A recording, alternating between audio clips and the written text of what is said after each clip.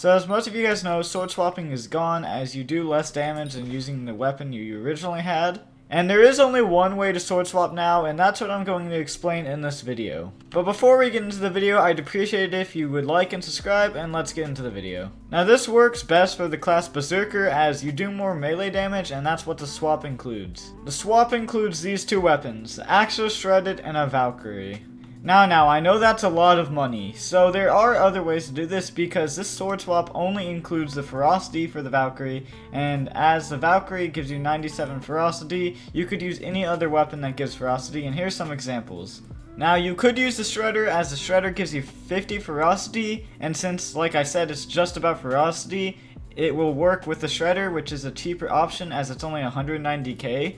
But there's only one problem with using a Shredder and now the Valkyrie or any weapon that gives ferocity that does good damage is that you actually melee the mob with the Valkyrie as you're swapping between these things. So it's also not that good if you use a Shredder, but it's a cheap alternative if you just sword swap like that because of the ferocity. But another thing before I want to show is you also want to have a Tiger Pet as it gives you the most ferocity.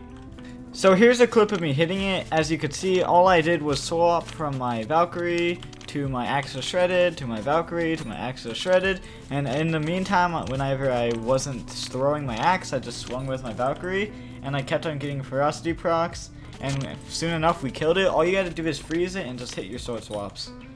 So like I said, you just wanna say this is the mob, you just wanna throw it a couple of times, you wanna swap over, and then you wanna swap back, swap, hit a couple of times, swap, hit a couple of times, swap, and then you just gotta keep on doing the same thing from swapping back and forth from these things.